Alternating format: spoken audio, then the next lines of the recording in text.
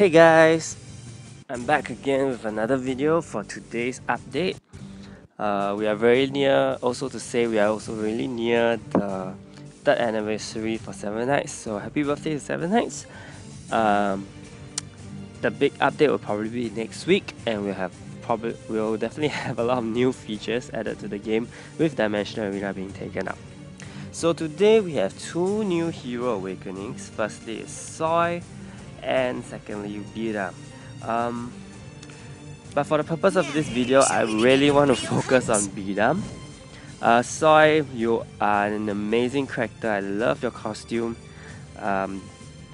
You work well in Stormwing. She's definitely a Stormwing support hero. So I think I will talk about her in another video regarding Stormwing, or for that even world bosses.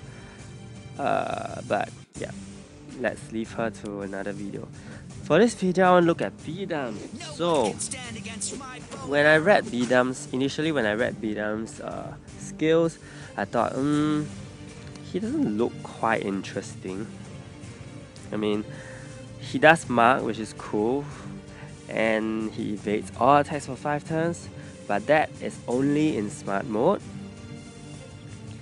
Out of smart mode, he gives the whole team immunity to position and formation changes.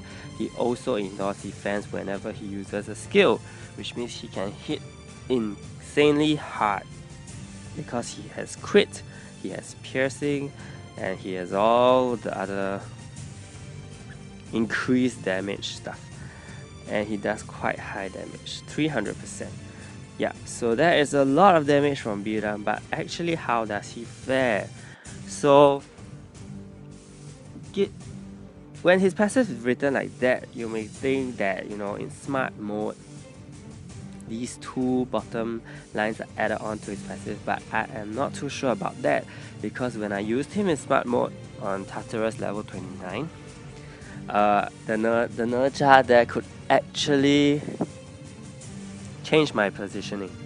Yeah, so I'm not too sure if that applies, and since they wrote smart mode option, it probably means, you know, his whole passive only sticks to the bottom 2 lines.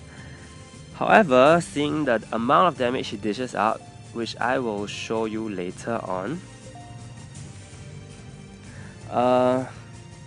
I still think he does ignore defense when he uses skill, because it's insanely painful when I see him hit the tank units.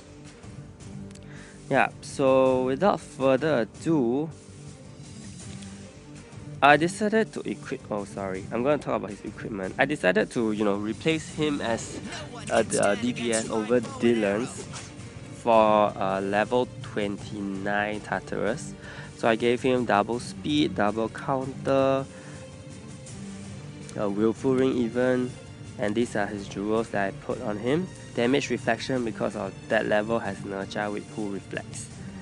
So I'm really disappointed that they changed his Awakened skill to a passive one, because he has amazing animation for his Korean Awakened skill.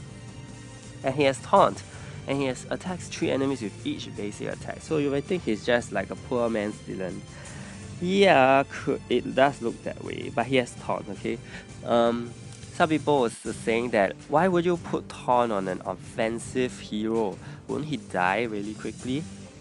But after I have seen him in action, I would say that this taunt thing with his evade is an amazing combination, okay? You will get to see it later. Taunt on an offensive hero is a bit strange, and you know, he can die really quickly once his evasion is gone. And since his evasion is only in smart mode, he may not be that viable outside of smart mode, because taunt on him without evasion is really asking to be hit. Yeah. Okay, so I actually gave him a little bit more attack. Okay, so this was the level I was trying to tackle. This was the level. Okay. I cleared it in one try with BIDAM added onto the team and taking out Dylan. So that shows his power. Honestly, not sure if it's a bug or what, but yeah, I did it.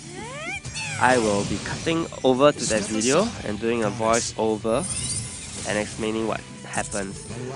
Due to my lack of confidence in beating the level, I thought I was going to actually die, but turns out I cleared the level in one try. So I only managed to record the final round of the floor. Okay, so I'll be cutting over to the video. Okay. So first 3 skills, I will use Platine's this 95 block. Then I'll use Ace's to increase the damage that the opponents take. Then I'll use Rachel's decrease damage and defense by 80%. So once you have these 3 set up, I think you are good to fire off all your damage. Okay, because they'll be taking a lot of damage. So definitely I'll use BIDAM's lower skill first because I think it hits and pierces. Yeah. And why I do not use the first skill first, I think it doesn't matter at this point, but if you fight like the lower floors, the lower rounds for this floor, you'll see that using the bottom skill to kill off some first and using the top skill later on is much more beneficial because the top skill increases damage when there's fallen opponents. So when Rudy casts his shield and provide immunity for his friends, you see the damage? Did you see the damage? Okay, yeah. So I'm not sure if the enough defense didn't apply. Okay, so as I was saying, when Rudy casts his shield, I tend to use Elisha to clear off the shield so that I won't waste, BIDAM's one hit skill on nothing, on clearing shields. So after that, I'll just keep trying to rotate between BIDAM skills, which does really a lot, right? And when they're on cooldown, I try to use a more AoE skill such as Rachel's, who also reduces ignores defense and also to clear shields. So at this point my ace dies and I don't think it's such a big problem because Rachel can easily cover that. So yeah, Eileen and Sun Wukong died from BIDAM's attack. And as you can see, BIDAM has been evading every single attack thus far, and his Hwarang marker inflicts 200% and always crits. That's really heavy damage, by the way. See, he evades that as well.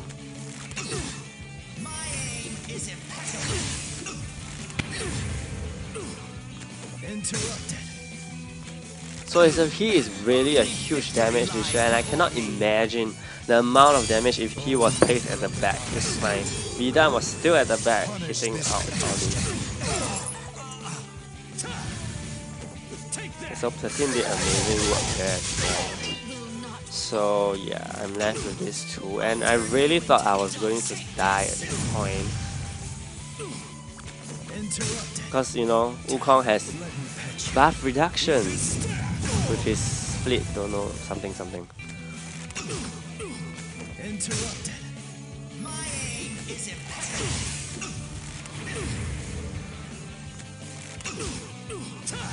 Yeah, so the marker keeps hitting extra damage. See, there is buff duration reduced, right? I saw the effect came up, but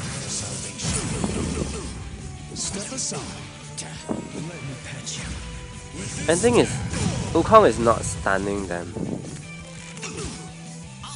despite the buff duration, reduced buff duration. So that's insane, the damage he is dishing out.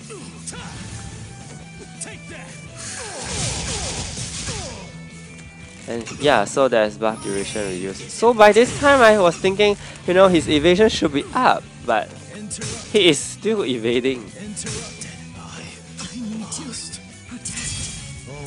And even Wukong's clone died. Still evading, and I'm sure Eileen for this skill reduces turn buff as well. So that was already 6 turns gone, but he is still evading.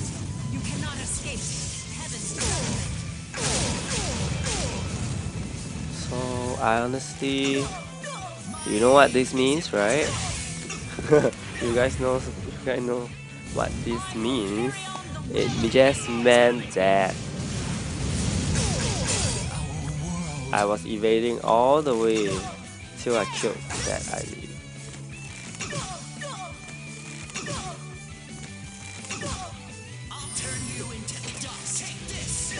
I decided to use Zanabi as a pet as well to what does he do again? Increase 3-man attack damage or something? Yeah, and my masteries was also for 3-man skills. You see, I don't get it. He just misses everything. So at this point I thought, okay, maybe we are looking at the turn count at the top below the timer. So I'm only at my 3rd turn, so that means he has 2 more turns of, you know, evasion to go. And hopefully we can bring this in. So it's the 4th turn now. And hopefully we can bring this Eileen down like that. Eileen.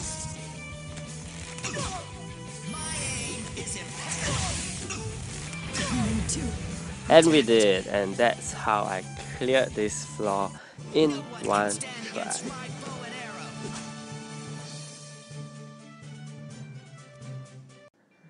Okay, so I'm gonna open the 3 accessories I received from the smart mode. Glass. Okay. Okay, I guess, you know, I'm very well equipped for DCP and Hydra. So that's all I have for this video. I hope you guys will give BIDAM a try. If you guys do need help in certain levels in Tartarus or smart mode, just, you know, for that. I think he will do an amazing job as a DPS, given all your setups. So till next time, talk about Soy and Stormwing, hopefully. See you!